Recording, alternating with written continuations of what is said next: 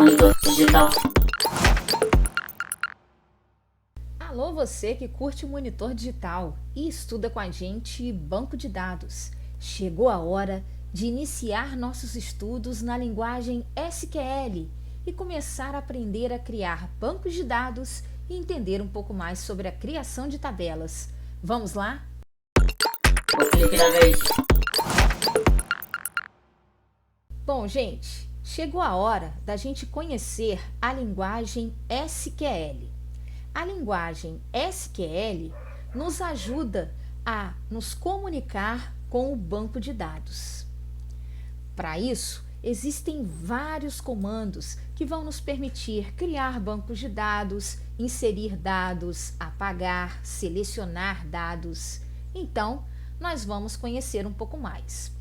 A linguagem SQL, basicamente, tem duas grandes frações, duas grandes partes. A gente tem a parte que a gente chama de fração DDL, ou seja, é a parte que tem a ver com a linguagem de definição de dados. Dentro dessa parte, a gente aprende a criar, a definir. É quando a gente cria o banco de dados, é quando a gente cria tabelas. Por isso que se chama a parte de definição. Agora, existe também a fração DML, que tem a ver com linguagem de manipulação de dados. Nessa parte, a gente manipula os dados, insere dados, apaga dados, altera dados. Então, a partir de agora, vamos começar a aprender esses comandos. Bom, gente, para começar, vamos estudar comandos da parte de definição de dados. Um dos primeiros comandos que nós vamos conhecer é o comando que cria um banco de dados. Dentro de um banco de dados podem existir várias tabelas e é dentro das tabelas que estão os dados dos usuários. Então, inicialmente, a gente cria o banco de dados e, em seguida, a gente cria as tabelas. Se a gente estiver fazendo um banco de dados para uma escola, eu posso criar um banco de dados chamado BD Escola. Se eu estiver fazendo um banco de dados para uma clínica, eu posso criar um banco de dados chamado BD Clínica ou Clínica. Então, o primeiro passo é a criação do banco de dados. E aí, gente, nós vamos recorrer ao minimundo, ou seja, aquela situação do sistema que a gente pretende montar um banco de dados. Vamos observar o diagrama entidade-relacionamento e esquema relacional para, a partir daí, dentro de um sistema gerenciador de banco de dados, ou seja, um SGBD que a gente vai escolher, começar a criar o banco de dados e suas respectivas tabelas.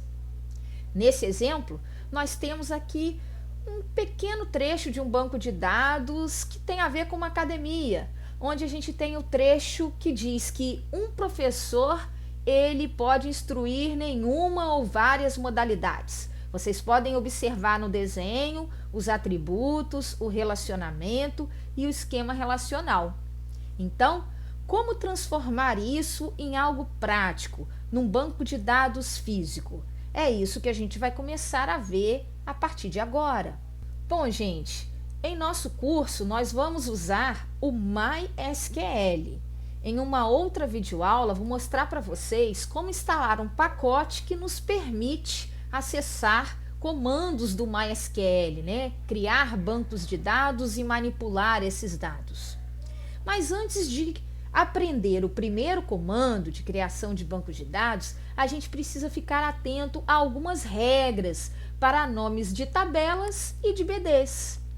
A primeira dica é a seguinte: nomes de bancos de dados levam em conta maiúsculas e minúsculas de acordo com as pastas do sistema operacional. Então, se você está utilizando o Windows, se no sistema operacional ele diferenciar maiúsculas e minúsculas, aqui também haverá essa diferenciação. Uma segunda regra importante é que os nomes das tabelas seguem regras de nomes de arquivos do sistema operacional. Então, por exemplo, se nos nomes de arquivo a gente não utiliza determinados caracteres especiais, nos nomes de tabela nós também não poderemos utilizar. Então, vale lembrar que os nomes dos bancos de dados não podem ter barra, contrabarra ou ponto. Eu não posso criar um nome de banco de dados chamado bd.academia ou bd/academia. Da mesma forma, os nomes de tabelas não podem ter ponto ou contrabarra. Então, eu não posso criar uma tabela chamada modalidade.esporte. Não posso. Eu tenho que ficar atento a essas regras. E também os identificadores, né, com exceção dos apelidos, que nós vamos aprender um pouco mais à frente, eles podem ter até 64 caracteres. O que isso significa? Os nomes de tabela e dos bancos de dados, a gente tem que respeitar esse limite. Resumindo a regra, pessoal, para facilitar, tentem usar sempre letras minúsculas e talvez um underline para separar um nome composto do outro. É uma maneira simples de funcionar, já que o underline é reconhecido em diversos sistemas operacionais. Então, minha dica seria essa: use sempre letras minúsculas e o underline para ajudar. Isso pode ser uma dica, apesar de não ser uma regra rígida. Então, vamos lá, gente. Qual é o comando para criar um banco de dados? Vocês vão digitar create, database e o nome do banco de dados que vocês querem criar. No nosso exemplo, vamos criar um banco de dados chamado bd_academia. Exemplificando, pessoal, aqui no meu ambiente do PHP MyAdmin, que eu instalei com o pacote XAMPP, eu vou vir aqui, ó, em SQL, é onde eu posso colocar os comandos, e vou colocar o comando create database bd_academia. E aí, vou vir aqui nesse botãozinho executar. Quando eu faço isso, ele disse aqui que MySQL não retornou nenhum registro, mas eu tenho uma mensagenzinha aqui com check dizendo que o banco de dados, né, foi criado. Tá aqui, pessoal, o banco de dados bd_academia. Agora nós vamos aprender a listar os bancos de dados existentes. Para isso, nós vamos usar o comando show databases. Vou vir aqui, pessoal, mais uma vez no meu ambiente, né, de trabalho, e vou colocar, ó, show databases, mais uma vez vindo aqui em executar. Olha só que bacana, uma listagem com todos os bancos de dados existentes. Bom, gente, após criar o banco de dados, é preciso informar ao MySQL que você quer trabalhar com aquele banco de dados. Então, existe um comando que ajuda a selecionar o banco de dados. Esse comando é o comando use. Basta você digitar use e o nome do banco de dados. Por exemplo, eu vou selecionar o banco de dados que eu acabei de criar. Então, eu vou colocar use bd_academia e vou aqui executar o comando. Bom, gente, a gente também pode apagar os bancos de dados que a gente criou, mas é preciso ter muito cuidado, porque quando a gente dá esse comando, a gente apaga todo o conteúdo do banco de dados. Então, tem que ser bastante cuidadoso. Mas, para que a gente possa aprender, vamos lá. O comando para apagar o banco de dados se chama drop database e o nome do banco de dados que você deseja apagar. Exemplificando, vou colocar aqui drop database bd_academia e vou executar. Uma opção também nesse comando de apagar, pessoal, é a gente usar drop database, a expressão if exists, que significa o seguinte: apague o banco de dados se existir, mas ele é opcional. Então, vou botar aqui drop database para apagar um outro banco de dados, já que eu já apaguei o BD Academia. Vou apagar um BD Clínica. Então, mais uma vez reforço, muito cuidado ao dar o comando drop database, porque ele apaga o seu banco de dados e todo o seu conteúdo. Bom, gente, antes de começar a aprender a criar tabelas, nós precisamos entender quais são os tipos de colunas e dados no MySQL. Afinal, as tabelas, elas possuem atributos e os atributos possuem tipos diferentes. Então, basicamente, existem 3 tipos básicos de colunas no MySQL que nós vamos usar para os nossos atributos. São eles os tipos numéricos, os tipos de string e texto e tipos de data e hora. Bom, gente, o primeiro tipo numérico que a gente vai conhecer é o tipo inteiro, que você também pode chamar de int. Esse tipo, pessoal, ele consegue armazenar 2 a 32, uma faixa de 2 a 32 valores possíveis e ele gasta, pessoal, 4 bytes. Existem outras variações de tipos inteiros que você pode escolher para nomear, por exemplo, a coluna da sua tabela, como, por exemplo, o Big Int. Só que o Big Int, ele ocupa 8 bytes, em compensação, ele tem uma faixa maior. Ele suporta aí 2 a 64 valores possíveis. Ou seja, quando você for projetar o seu banco, você vai ter que definir qual tipo você vai usar. Eu só estou mostrando para vocês 2 tipos aí das variações do tipo inteiro. Mas, se vocês quiserem saber mais detalhes, cada SGBD tem vários tipos possíveis. Mas aqui, para o nosso escopo da nossa aula, esses 2 tipos inteiros aqui já irão nos atender. Agora, pessoal, nós vamos conhecer outros tipos numéricos que também podem ser usados aí em nossos bancos de dados. São os tipos numéricos flutuantes. O que são tipos flutuantes? São aqueles números que o computador utiliza para armazenar números reais, ou seja, também permitem casas decimais. Então, no MySQL, eu vou citar aqui 2 exemplos, quando vocês precisarem colocar aí tipos de dados que vão necessitar de vírgula para ser armazenado. O primeiro deles é o tipo float.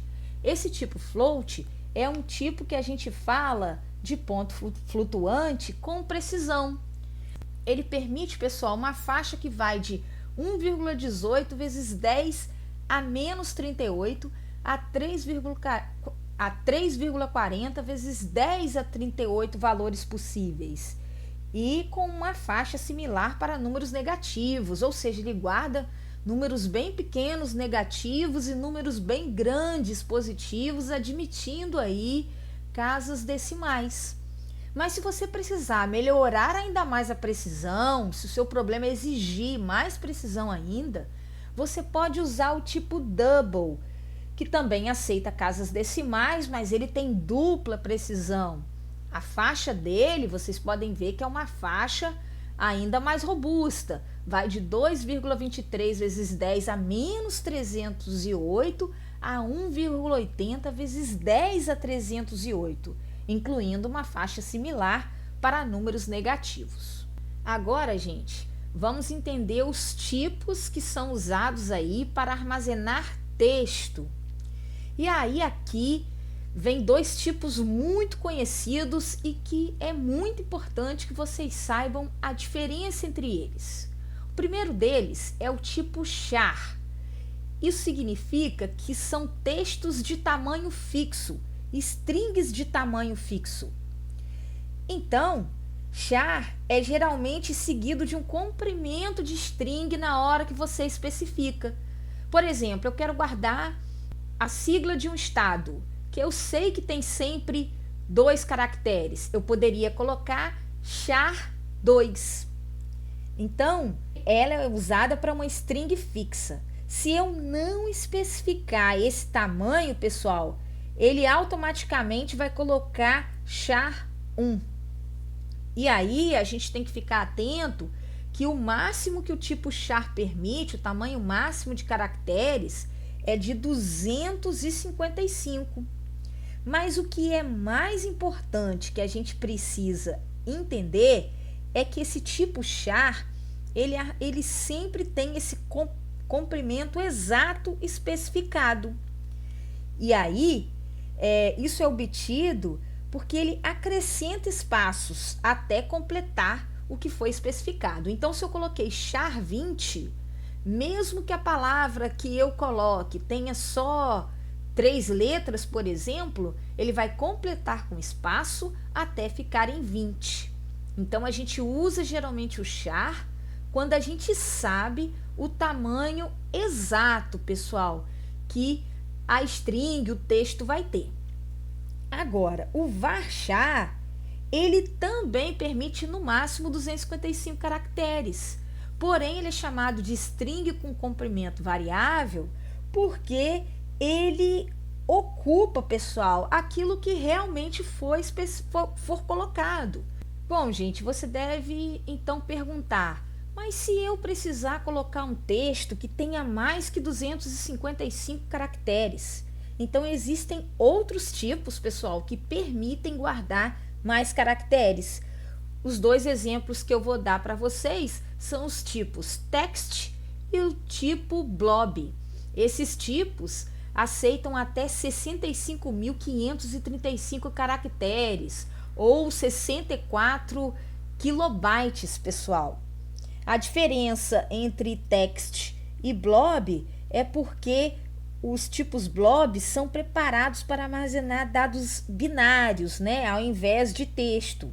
E quando você compara tipos que são blobs, essas comparações levam em conta letras maiúsculas e minúsculas, né, diferentemente dos tipos text.